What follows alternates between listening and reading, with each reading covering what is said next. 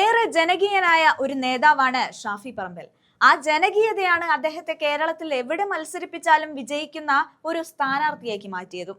മുൻപ് ഒരു പെരുമഴയത്ത് മുൻ മുഖ്യമന്ത്രിയായിരുന്ന ഉമ്മൻചാണ്ടി സംസാരിക്കുമ്പോൾ ഒരു തുള്ളി മഴ കൊള്ളിക്കാതെ കുട ചൂടി നിൽക്കുന്ന ഷാഫിയുടെ ഫോട്ടോ ഏറെ വൈറലായതാണ്.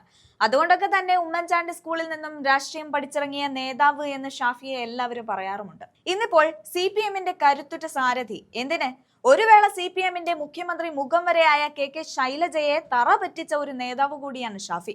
പാലക്കാട് MLA എന്ന നിലയിൽ തിളങ്ങി നിൽക്കുന്നതിനിടയിലാണ് പാർട്ടി ഷാഫിയെ വടകരയിലേക്ക് അയച്ചത്.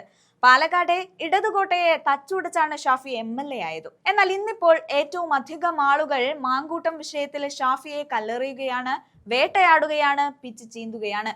അതിലെ ഏത് വാസ്തവമാണ് ഉള്ളത് എന്ന് പോലും നോക്കാതെയാണ് ഷാഫിക്കെതിരെ ഈ കല്ലേറുകൾ അത്രയും നടക്കുന്നത്. രാഹുൽ മാങ്കൂട്ടത്തിലിനെ കേസുകളിൽ കുടുക്കി ജയിലിൽ അടച്ച നടപടി കേവലം ഒരു സമരത്തിന്റെ ബാക്കി പത്രമല്ല, മറിച്ച് കോൺഗ്രസിന്റെ യുവ നേതൃത്വത്തെ രാഷ്ട്രീയമായി ഉന്മൂലനം ചെയ്യാനുള്ള ആസൂത്രിത നീക്കത്തിന്റെ ഭാഗമാണെന്ന് വിലയിരുത്തുന്നതിൽ തെറ്റില്ല.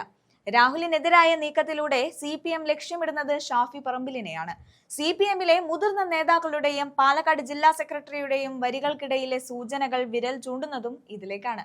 ഷാഫിയും രാഹുലും തമ്മിലുള്ള ആത്മബന്ധത്തെ പോലും വളച്ചൊടിച്ച് രാഹുലിന്റെ പേരിൽ ഷാഫിയെ പ്രതിക്കൂട്ടിലാക്കാനാണ് സൈബർ ഇടങ്ങളിലും പൊതുവേദികളിലും CPM ശ്രമിക്കുന്നത്. എന്നാൽ അവിടെ മുന്നും പിന്നും നോക്കാതെ രാത്രിക്ക് രാത്രി അത്തരം കൂട്ടങ്ങളെയൊക്കെ പറപ്പിക്കുകയാണ് ഷാഫി. എന്തായാലും ആ വീഡിയോ നമുക്കൊന്ന് കണ്ടു നോക്കാം. അത് രാഷ്ട്രീയമായിട്ട് പിന്നെ എന്നെ പറയുന്നതിന്റെ കാര്യം കാരണം എന്താണെന്ന് നിങ്ങൾക്ക് എല്ലാവർക്കും അറിയാം. അതവിടെ പറഞ്ഞോട്ടെ. പിന്നെ അതിനകത്തൊന്നും എനിക്ക് പ്രയാസമില്ല.